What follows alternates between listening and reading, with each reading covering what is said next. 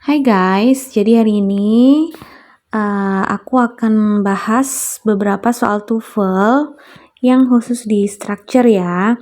Jadi ini aku simply aja ketik di Google tryout ID dan di sini disediakan banyak banget tryout TOEFL dan soal-soal lainnya selain TOEFL juga ada. Nah, di sini aku mau ngeklik yang exercise 1 structure 2021.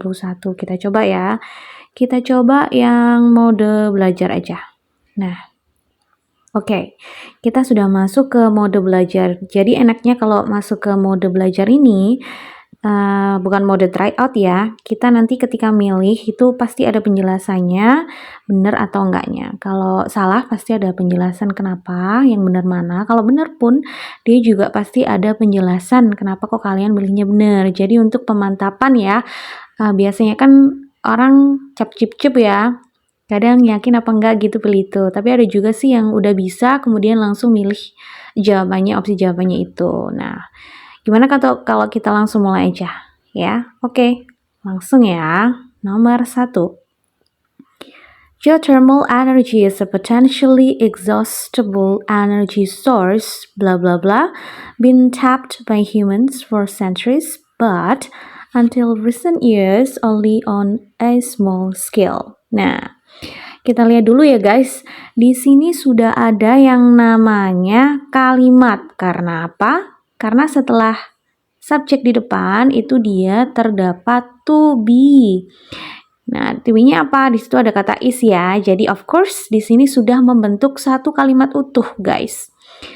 Kalau sudah ada satu kalimat utuh, tidak mungkin ada dua kalimat kecuali di situ ada kata penghubung ya. Oke. Berarti kita cuma nyari kata penghubung ya di sini ya. Yang A jelas salah karena di situ langsung has it ya. Obviously has itu kan dia to be.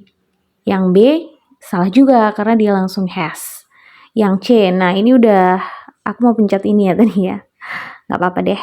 Yang C pakai that has, yang D pakai that it has. Nah, di sini tuh kita sebenarnya cuma butuh kata penghubung ya. Kata penghubungnya yang di situ nggak usah pakai subjek lagi. Nah, coba kita pilih yang ini. Bener nggak ya? Nah, setelah kita klik ini, kita langsung tampilkan pembahasan di sini, guys. Nah, kan langsung keluar ya jawabannya ya. Jadi jawabannya benar yang C. Nah, di sini langsung ada nih, guys, pembahasan soalnya. Kenapa kamu milih C? Kemudian kenapa kok benar?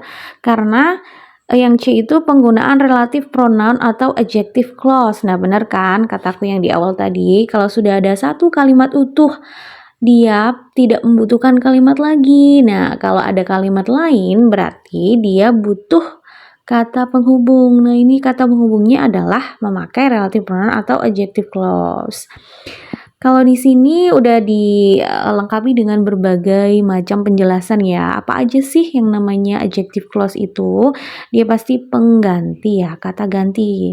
Kalau who itu kata ganti subjek untuk orang ya kan. Kalau whom objek untuk orang. Beda ya, subjek sama objek itu.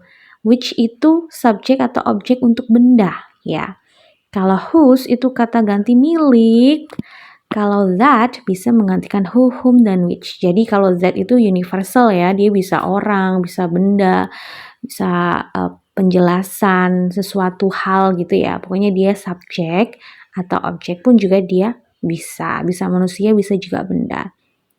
Nah, pada soal yang diterangkan adalah energy source. Nah, energy source itu kan dia benda ya, benda abstrak ya, tapi dia termasuk juga ke benda. Di situ nggak ada which, adanya that. Jadi langsung aja jawabannya that. Kenapa harus ada has? Karena di situ ada been. That has been. Has been-nya itu sudah menjadi to be-nya di situ. Ya. Nah, karena dia pakai verb 3 ya, dia pakai simple perfect tense. Yang ini ya, simple perfect tense yang dia itu loh kalimat yang tidak langsung, kalimat yang apa sih itu namanya?